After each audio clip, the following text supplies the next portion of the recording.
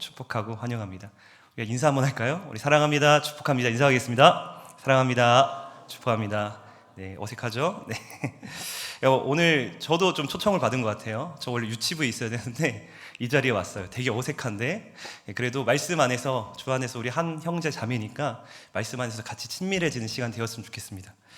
오늘 특별히 또 홈커밍 데이로 새 가족 초청을 이 자리에 또 오신 분들 이제 계실 텐데 각자가 오신 동기나 목적은 다를 수 있을 것 같아요. 새로 오신 분들은 자꾸 가자고 하니까 밥도 사주고 뭐 선물도 사주고 했나요? 네. 그러니까 그래도 한 번은 와야지 해서 오신 분들도 있을 거예요. 또 오랜만에 오신 분들 있죠? 오랜만에 오신 분들은 어색하지만 그 어색함을 뚫고 그래도 한번 나의 신앙 한번 회복해보자, 네, 그런 마음으로 오신 분들도 계실 겁니다. 또 매주 하나님 앞에 예배드리는 청년들, 오늘도 하나님 만나기에 이 자리에 오신 줄 믿습니다. 그러므로 각자가 다른 모습으로 왔지만, 저 역시 이 자리에 왔지만 우리의 공통 관심사는 바로 이 자리를 통해 한 번이라도 하나님에 대해, 그분의 사랑에 대해, 그 복음에 대해 들어보고 싶은 마음일 거라 생각이 듭니다. 그래서 이 시간 세 가지를 함께 나누길 원해요. 첫째는 왜 우리가 복음을 들어야 되는지, 왜 우리가 복음이 필요한 존재인지. 둘째는 그런 복음을 믿는다는 게 뭔지. 마지막 셋째는 그럼 복음이 뭔지, 복음의 핵심이 뭔지를 너무 짧은 시간이지만 그래도 우리 함께 나누길 소망합니다. 우리 1절의 말씀 우리 같이 읽도록 하겠습니다. 네, 같이 읽겠습니다. 시작. 형제들아, 내가 너희에게 전한 복음을 너희에게 알게 하노니 이는 너희가 받은 것이요 또 그 가운데 선 것이라. 아멘. 1절 이제 말씀 보면 바울은 형제들아 이렇게 시작하죠. 형제들아 라고 하며 내가 너희에게 전한 복음을 너희에게 알게 한다. 이는 너희가 받은 것이요 그 가운데 선 것이다. 이렇게 말합니다. 바로 바울은 지금 복음을 전하려고 하는데 이 복음을 전는 대상이 복음을 전혀 모르는 사람들이 아니에요. 그리고 이 복음은 너희가 이미 받은 거다 이렇게 말해요. 또 너희는 그 가운데 서 있다, 살고 있다 이렇게 말을 하는 겁니다. 그렇다면 물론 이제 그 지금 복음을 듣는 이 대상들은 이제 고린도 교회 교인들인데 그 당시 그 고린도 교인들이 뭐 잘 살았냐? 그렇지 않아요. 그들에게 이 복음의 열매가 되게 희미했습니다. 세상 사람들과 되게 다를 바 없이 그런 삶의 모습으로 살았어요. 막 교회를 분열시키고 음란의 제도 많이 짓고 우상 숭배하는 문화가 그 교회 안에 물들어 있었습니다. 그런데 바울은 이런 고린도 교인들을 향해 너희도 나와 같은 형제다, 너희도 나와 같이 복음을 믿는 사람들이 아니냐면서 그런 너희가 어떻게 이런 죄에 빠져 있을 수 있느냐라고 이제 하는 거예요. 근데 그 이유가 뭐냐면, 왜 그렇게 할 수밖에 없었냐면 바로 너희가 이 복음 앞에 계속 서 있지 않았기 때문이라는 거예요. 이미 믿었다고 생각했지만 계속해서 이 복음을 듣고 이 복음 안에 거하는 노력들을 중단했기 때문에 이런 세상과 다를 바 없는 죄된 모습으로 살아갈 수밖에 없었다라는 것이죠. 그래서 1절을 보면 내가 너에게 전한 복음을 너에게 알게 하노니 이렇게 말씀해요. 알게 하노니, 이 말은요 알게 하겠다, 일깨워 주겠다라는 거예요. 일깨워 주겠다. 이 말은 곧 새로운 걸 들려주면서 새로운 깨달음, 뭐 이런 방식의 일깨움이 아니라 이미 들은 것을, 이미 알고 있는 것을 다시 들려줌으로, 다시 생각하게 함으로 다시금 일깨워주는 그런 방식으로 너희들의 영을 깨우겠다 라는 그 의미로 오늘도 또 복음을 전한다라는 겁니다.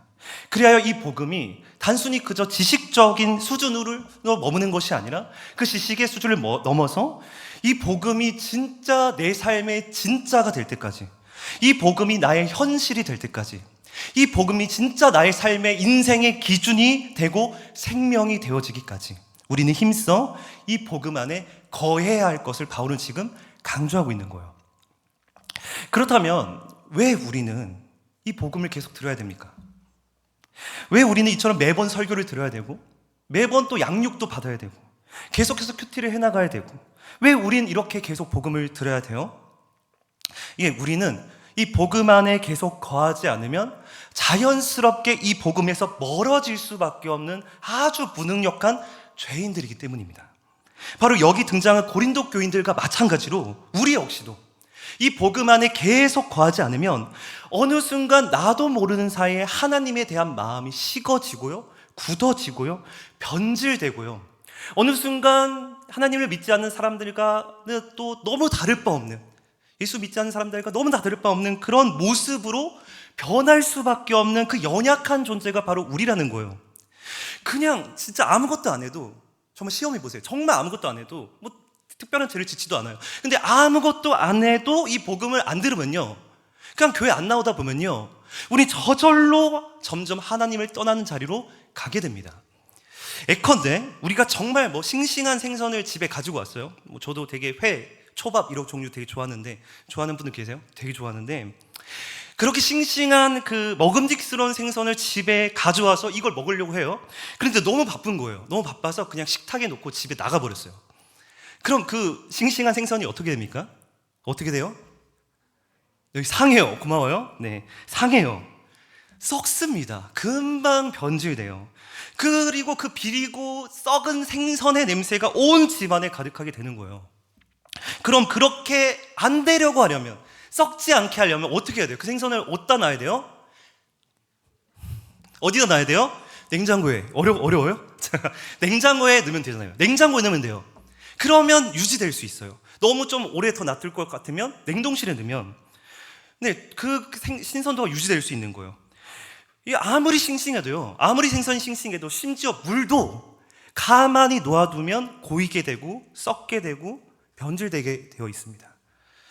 여러분, 우리의 존재 역시도 동일해요. 우리는 복음을 듣지 않으면 금방 마음이 굳어질 수밖에 없는 자들이에요. 저도 마찬가지예요. 심지어 우리는 지금 오늘 이 예배 자리에 예배드리고 나서 그 자리를 떠나자마자 말씀을 잊어버리고 금방 우리의 마음이 옛 모습으로 바로 돌아갈 수도 있어요. 그래서 제가 기억에 남는 한 사모님의 말씀이, 말씀에는 유통기한이 있다. 제가 항상 묵상하는 말인데, 말씀에는 뭐가 있다고요? 유통기한이 있어요. 말씀이 뭐 우유처럼 상하고 변질되는 말씀이 아니라, 하나님의 말씀은 너무 영원한데, 그 말씀은 너무나 우리를 변화시킬 만한 능력이 있는데, 그 말씀을 대하는 우리의 마음이 너무나도 쉽게, 이런 우리의 존재가 너무나 쉽게 상하고 변질될 수밖에 없는 우리의 모습이라는 거죠. 그래서 바울은 참된 신자라면, 이 복음을 믿는 사람이라면 이제 어떤 믿음으로 복음 앞에 나아가게 되는가? 바로 2절의 말씀입니다. 우리 2절 말씀 같이 읽어볼까요? 같이 읽습니다. 시작. 너희가 만일 내가 전한 그 말을 굳게 지키고 헛되이 믿지 아니하였으면 그로 말미암아 구원을 받으리라. 아멘. 바로 말씀을 보면 앞절과 이어서 너희가 만일 내가 전한 그 말을 굳게 지키고 헛되이 믿지 아니하면 그로 말미암아 구원을 받는다. 즉, 먼저 여기 말해야 할 것은요, 이 말은 너희가 그냥 열심히 하면 그로 말미암아 구원받을 거야, 이 말하는 것은 절대 아닙니다. 그런 행위 종교 얘기하는 거 아니에요. 왜냐하면 지금 바울은 지금 뭘 얘기하고 있냐면, 우리의 믿음이 무엇인지를 말하고 있기 때문이에요. 정말 참된 신자라면, 정말 예수님 믿는 사람이라면 이 복음을 어떻게 대하는지, 그 복음을 대하는 자세가 뭔지, 그 복음 앞에 어떤 마음과 열심으로 나아가게 되는지를 지금 말하고 있기 때문이죠. 그래서 바울은 두 가지를 얘기하는데, 이 복음을 믿는 자의 모습 두 가지. 첫째가 굳게 지킨다는 거예요. 여기서 굳게 지킨다는 이 단어는요, 이 원어인 헬라어를 보면 키네코라는 단어인데, 굳게 붙잡는다라는 의미예요. 근데 이게 현재 시제로 쓰여졌어요. 현재 시제로 쓰여졌다는 거는 이것을 한 번, 두 번만 듣고 붙잡는 게 아니라 계속해서, 한두 번이 아닌 계속해서 꾸준히 변함없이 한결같이 붙잡는 행위를 말해요. 무슨 말입니까? 바로 참된 신자는, 정말 예수 믿는 사람은요, 스스로가 이 복음이 없이는 내가 살아갈 수 있는 존재임을 압니다.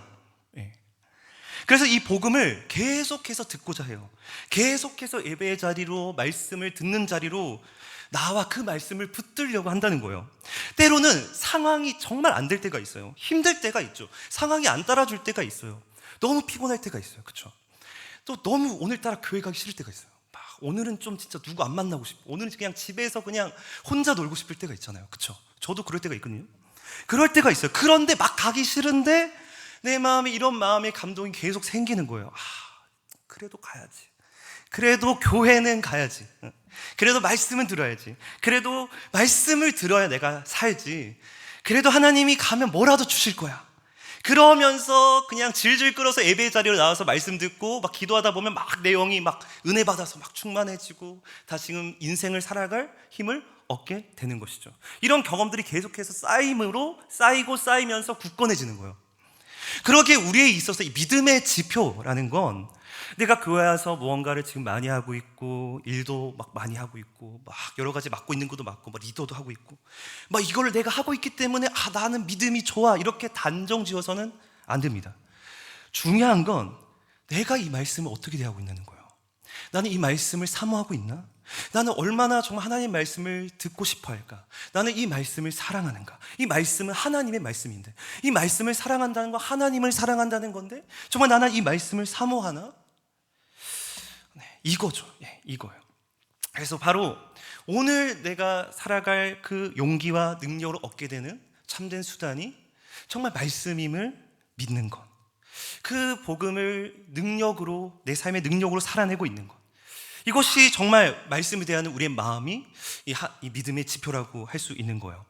즉 내가 얼마나 강하냐, 내가 의지가 얼마나 강하고, 내가 뭐 되게 성공적으로 일도 잘하고 막 원하는 목표도 잘 이루고 다른 사람보다 막 용기도 있고, 이렇기 때문에 그 사람이 뭔가 대단한 게 아니라, 이게 중요한 게 아니라, 내가 약해도, 내가 부족해도, 내가 잘하는 것도 별로 없어도, 겁이 많아도 그 가운데서 또 이 복음을 굳게 붙잡고 있다면, 내가 약한 걸 알기에 더 하나님을 의지하며 이 복음을 굳게 의지하려고 하고 있다면, 그 청년이, 그 사람이 진짜 영적으로 강한 자야.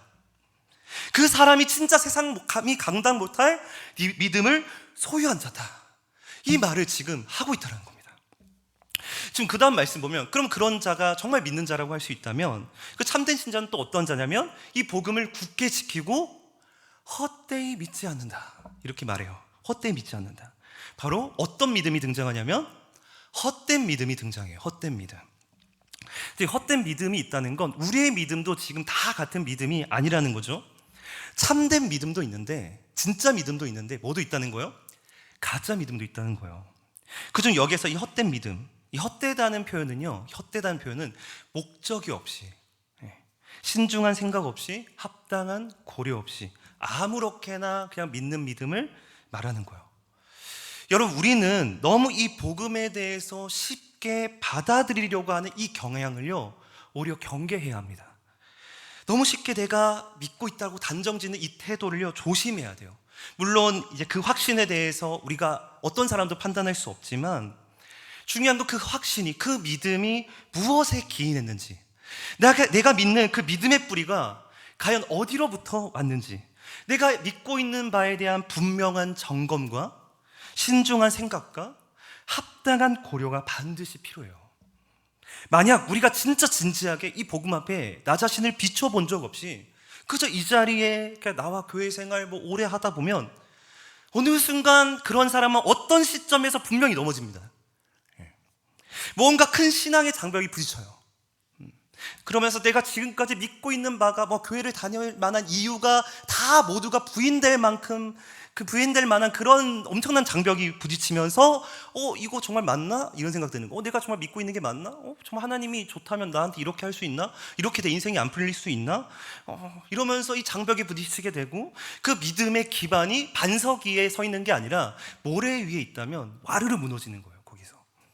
그래서 예수님도 마가복음 이제 4장에 보면 4가지 밭에 뿌려진 이제 씨앗에 대한 비유를 하는데요, 그 비유에도 보면 그 씨앗이 이제 말씀이고, 그 씨앗이 이제 말씀이, 씨앗이 땅에 뿌려지면 이 씨앗이 싹이 나고 열매가 맺어야 되는데, 그 씨는 싹이 났는데 햇빛이 쨍쨍 비치니까 싹이 말라 터져버린 거예요. 싹이 말라 터져. 왜 결실하지 못했지? 왜 싹이 말라버렸지? 그 이유를 마가복음 4장 17절에 보면 이렇게 말해요. 그 속에 뿌리가 없어. 그 속에 뿌리가 없어. 뿌리가 없다는 거예요. 뿌리가 없으니까 잠깐 견디다가 힘든 일, 어려운 일, 시험당한 일, 박해가 오면 금방 넘어지게 된다는 거죠. 즉, 뿌리가 중요해요. 뿌리가. 우리가 무엇에 뿌리를 두고 있느냐가 우리가 신앙생활에 있어서 너무나도 중요한 것이죠. 아무리 아름다운 꽃이라도, 겉으로는 꽃 너무 이쁘잖아요. 자매분들 꽃 받으면 좋아하잖아요. 왜? 이쁘니까. 근데 그 꽃에는 뭐가 없어요? 뿌리가 없어요. 그러니까 겉만 화려할 뿐이지 그 꽃은 점점 시들어져 갈 거예요. 그리고 결국 죽을 겁니다. 뿌리가 중요해요. 저도 그랬어요. 저도 모태신앙입니다. 모태신앙이 뭐냐면, 어렸을 때부터 부모님이 믿어서 저 지금 계속 교회 다닌 거예요. 부모님 목사님이에요. 목사님. 그러니까 나쁜 길로 빠질 수가 없었어요. 그래서 저도 너무 순수했어요. 되게 현이 보면 현이 정말 순수해 막 이런 말 되게 많이 들었는데 지금 되게 많이 변질됐는데, 이 구원에 대한 그러니까 막 의심이 별로 없었어요. 난 당연히 믿고 있다 생각했어요. 나는 믿고 있어, 나 하나님의 자녀야. 교회 생활 열심히 했어요. 칭찬도 받았죠. 당연히 믿고 있다 생각했어요. 그런데 제가 예수님 언제 만났냐면 26살 때 만났어요. 물론 그 전에도 하나님은 이미 나를 선택해 주셨고 나를 이끌어 오신 건 분명한데, 내가 진짜 복음 앞에 선 때는 그때였어요. 진짜 복음 앞에 내가 죄인임을 안 때는 그때였습니다. 여러분, 저는 그저 극적인 뭔가 하나님을 만난 그 사건이 있어야만 뭐 확신해야 된다, 이 얘기를 하는 것이 아닙니다. 중요한 건 저를 포함한 우리 모두는 바로 이 복음 앞에 서야 할 자들이라는 거예요. 오늘 새로 오신 분들뿐만 아니라 오랜만에 교회에 오신 청년분들뿐만 아니라 기존에 열심히 신앙생활하고 계신 청년들 모두가 우리에겐 이 복음이 반드시 필요하다. 우리 모든 이 복음이 계속해서 들려져야 할 존재들이라는 것이죠. 그래서 우린 계속해서 진지하게 이 복음 앞에 나 자신을 비춰야 한다는 것, 이것이 헛된 믿음을 극복할 수 있는 유일한 대안임을 믿으시기 바랍니다. 또 하나 살피겠습니다. 바로 헛된 믿음에 이어 유익하지 않은 믿음이 있어요. 성경에 보면 히브리서 4장 2절 말씀인데 우리 같이 읽어볼까요? 같이 읽겠습니다. 시작. 그들과 같이 우리도 복음 전함을 받은 자이나 들은 바 그 말씀이 그들에게 유익하지 못한 것은 듣는 자가 믿음과 결부시키지 아니함이라. 아멘. 유익하지 못하다라고 하죠. 자, 히브리서 말씀 보면, 이 말씀 보면 그들과 같이 우리도 복음을 전함을 받은 자다 이렇게 말해요. 그 말씀을 들었다는 거죠. 이게 무슨 말이냐면, 이렇게 오늘처럼 또 복음을 듣고 또 설교도 들었고 뭐 오랜만에 왔지만 다 언젠가 뭐 어렸을 때 들어왔던 얘기인 거죠. 근데 문제는 뭐예요? 그것이, 그 말씀이 그에겐 유익하지 않다는 거예요. 효력이 없다는 거예요. 그 이유가 뭐예요? 그 다음 말씀이 이렇게 나와요. 듣는 자가 그 자신의 믿음과 그 말씀과 자신의 믿음과 결부시키지 않는다는 거예요. 연결시키지 않는다는 거예요. 이 말이 뭡니까? 이 말씀을 들어도, 이 복음을 들었는데 안 믿는 거예요. 이게 나와 상관없는 이야기를 듣는 거예요. 이미 듣고 있으면서 지금도 듣고 있잖아요. 듣고 있으면서도 지금도 아니야. 안 믿어지는 거예요. 근데 저거 들어도 저건 아니야. 저건 아닌 것 같아. 동의하지도 않는 거예요. 어떤 분들은 정말 믿고 싶은 분들이 있더라고요. 그런데 안 믿어지죠. 신기하게 안 믿어지는 거예요. 안타깝게도 이 말씀이 안 다가오는 거예요. 안 들어오는 거예요. 그래서 믿음마저 누가 주셔야 된다? 하나님이 주셔야 된다. 에베소서 2장 8절 말씀 말하고 있는데, 이런 사람들에게는 아무런 유익이 안 되는 거죠. 보통 우리는 이 말씀이 예수님 안 믿는 사람에게만 뭔가 해당된다라고 생각할 수 있어요. 그 안 믿는 사람들 우리가 전도해 보면 이거 안 받아들이잖아요. 잘 안 들어요, 그렇죠?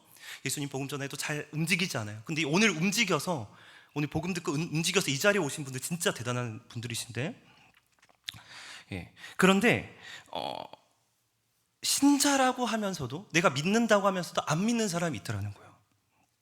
예수님은 믿죠.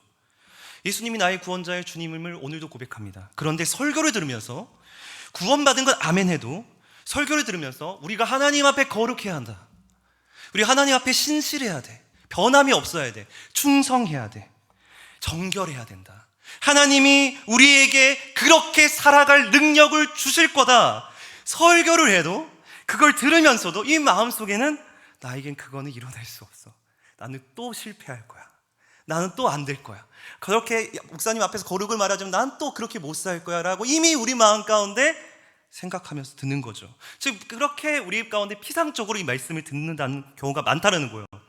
여러분, 우리는 예수님을 믿는다고 말하지만 정작 우리 삶의 어떤 영역에 대해서는 그 주님의 개입을 믿지 않을 때가 있습니다.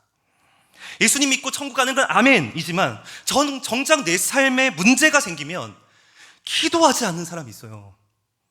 취업의 문제, 관계의 문제, 처음엔 좀 기도하다가 계속 안 돼. 계속 안 되면 어느 순간 포기하는 거예요. 기도해봤자 별로 소용이 없네. 어느 순간 기도하지 않는 거죠. 뭔가 어려운 일이 있으면 그래도 하나님께를 찾아야 되고, 뭔가 두려운 일이 있으면 하나님께 나아가야 되는데 나아가지 않는 사람이 있습니다. 이건 사실 훈련의 문제가 아니죠. 믿음의 문제죠. 구원은 하시지만 그분이 진정 내 삶의 주인임을 믿지 못하는 거예요. 유혹의 문제도 마찬가지입니다. 전 진짜 유혹에 약한 사람이에요. 저도 진짜 유혹에 약한데, 하나님의 말씀만이 우리의 영혼을 풍성케 한다. 우리 다 알잖아요. 우리가 말씀을 들으면 성경이 시시때때로 얘기하는 게 뭐예요? 하나님만이 우리의 모든 것을 채우신다. 하나님만이 우리의 만족이다. 이 말씀을 들어요. 듣지만 우리가 정말 공허하고 힘들 때 정말 하나님을 찾기보단 늘 습관적으로 유튜브나 넷플릭스를 향하고 있다면, 게임을 향하고 있다면, 그것으로 내 영혼을 채우려고 하고 있다면 우린 사실 그 영역에서는 안 믿는 거예요. 나의 공허함을 하나님으로, 복음으로 풍성히 채울 수 있는, 정말 이런 공허함 속에서 나를 다시금 풍성하게 채우시는 하나님, 거기까지는 우리가 누리지 못하며 살아가는 거죠. 여러분, 이것이 유익하지 않은 믿음입니다. 말씀을 들어도 그 말씀을 나 자신과 내 삶의 모든 영역에서 적용하지 못하고 연결하지 못하는 거죠. 그렇다면 여러분, 참된 믿음은 뭡니까? 무엇을 분명히 믿는 게 참된 믿음이고 진짜 믿음이고 구원받는 자의 믿음일까요? 3절 4절에 이 복음의 핵심이 등장해요. 우리 같이 읽어볼까요?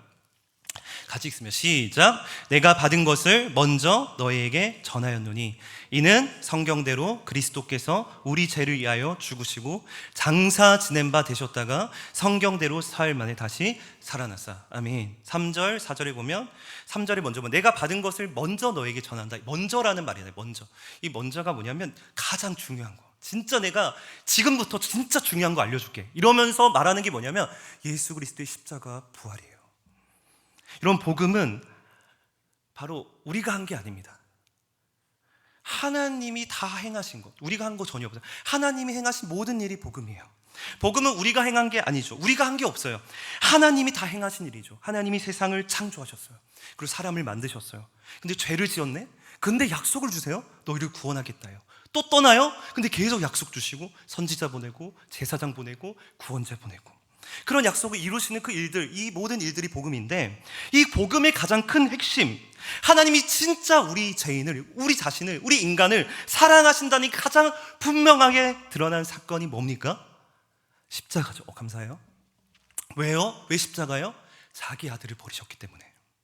자기 아들까지도, 나에게 가장 소중한 전부인 아들까지도 버리시면서 우리를 아끼지 않는다는 그 증거를 보여주잖아요. 아들까지 버렸는데 내가 너의 인생 안 책임져 주겠어? 그게 십자가잖아요. 반드시 책임진다. 로마서 8장 32절 말씀처럼 하나님 우리 결코 버리지 않아. 하나님 결코 우리 포기하지 않아. 우리를 사랑해. 지금도 구원하세요. 지금도 그 구원을 하나님은 계속 이루어 가세요. 우리를 영원토록 책임지실 거예요. 그거 어떻게 보장해요? 어떻게 알아요? 그 근거와 대답이 십자가예요. 우리가 하나님 앞에 회개할 때도 마찬가지예요.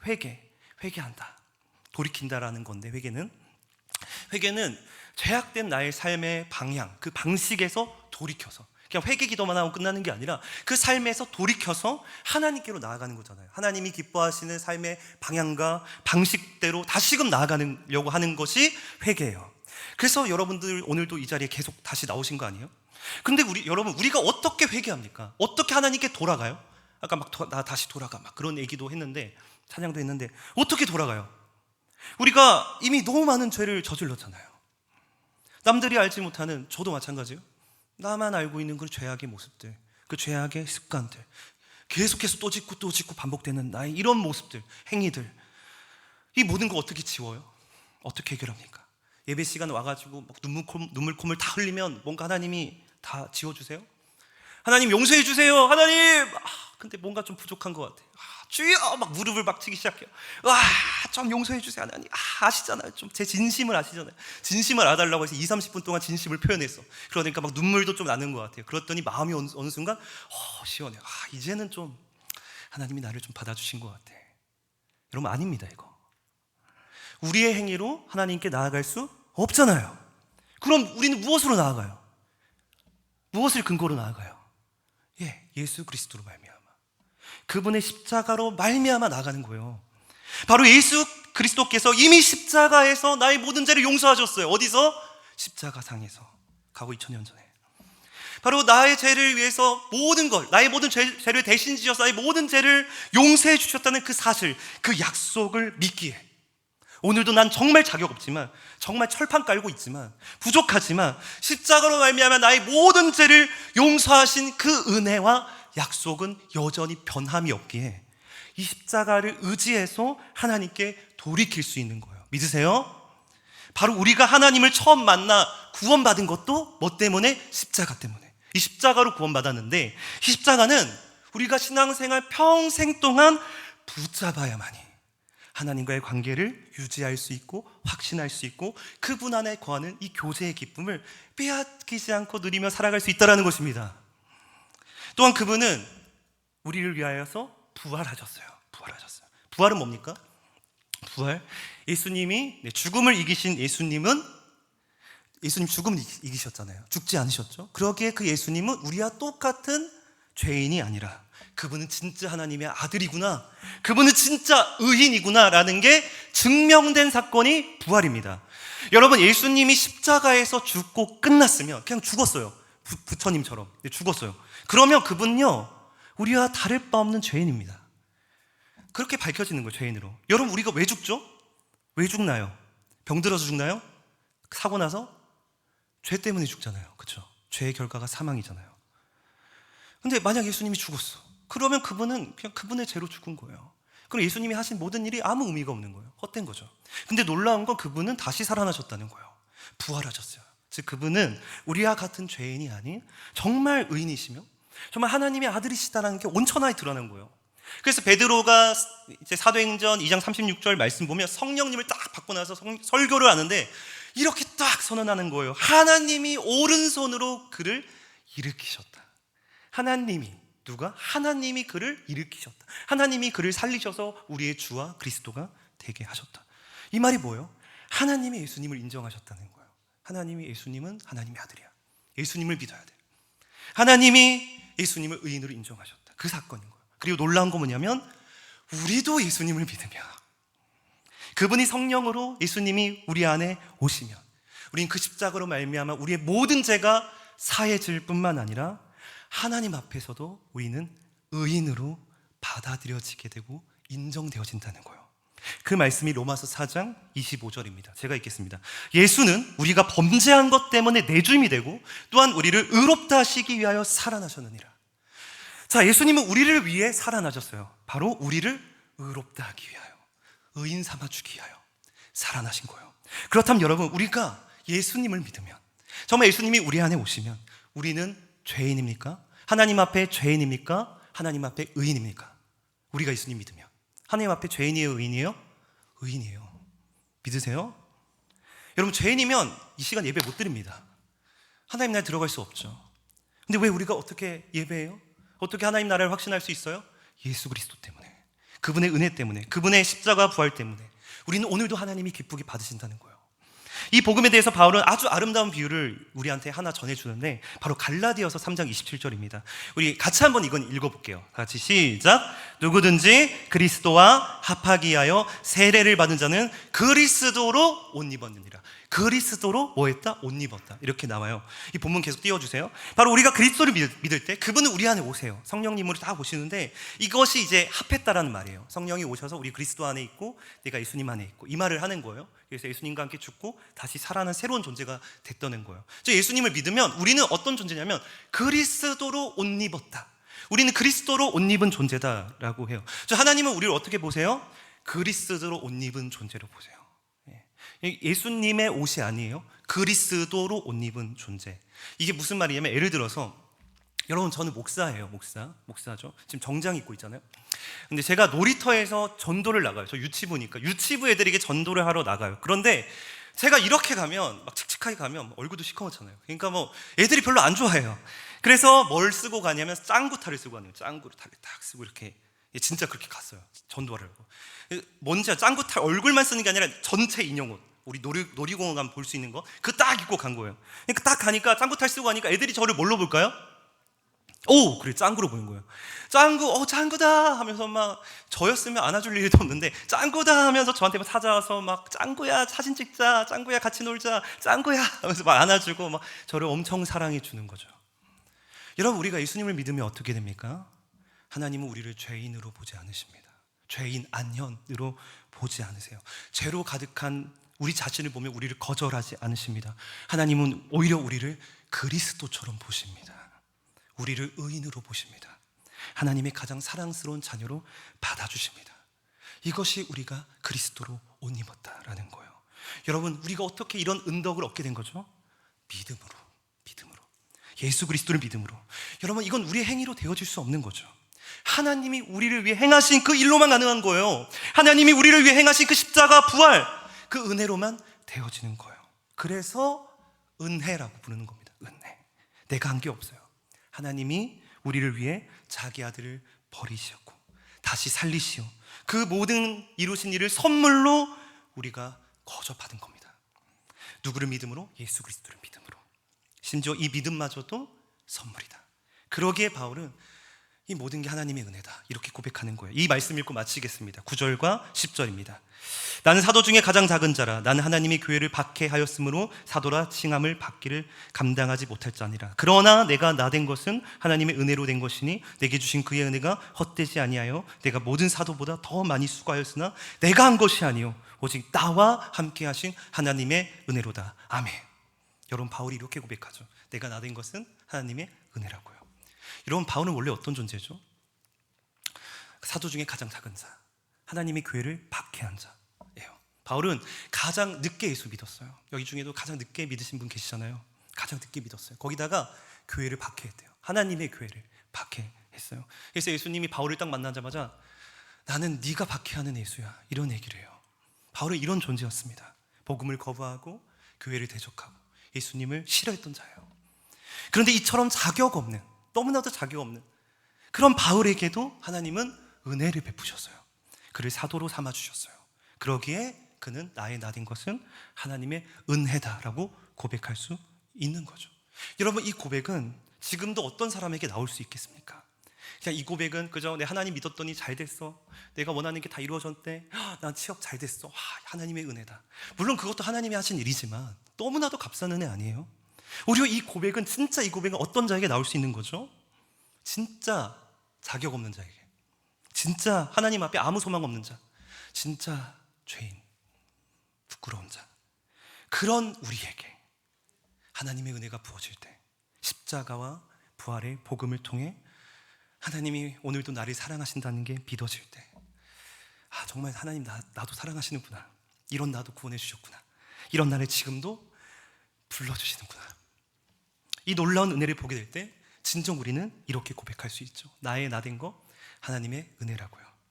여러분, 하나님의 은혜는 결코 헛되지 않다라고 말씀합니다. 여기에 교회 나오신 분들, 어떤 마음으로 왔든, 어떤 약함과 상처 속에 왔든, 어떤 죄와 염려와 두려움 가운데 왔든, 이 은혜는요 어느 누구에게도 헛되지 않아요. 이 은혜는 모든 사람을 품을 수 있고, 모든 사람을 안을 수 있고요, 모든 사람을 살릴 수 있고요, 어떤 사람도 바울과 같은 하나님의 사람으로 세워가게 하고 자라가게 하고 변화시키게 하는 부활의 능력이 있습니다. 전 여기 계신 모든 성문의 청년들이 이 복음으로 세워진 이 자리를 통해, 이 예배를 통해, 이 모임을 통해 다시 한번 이 자리를 통해 하나님의 은혜를 다시금 풍성히 누리며 나아가는 믿음의 공동체 되시길 주님의 이름으로 축복합니다. 이제 우리 같이 찬양하겠습니다. 아버지 사랑 내가 노래.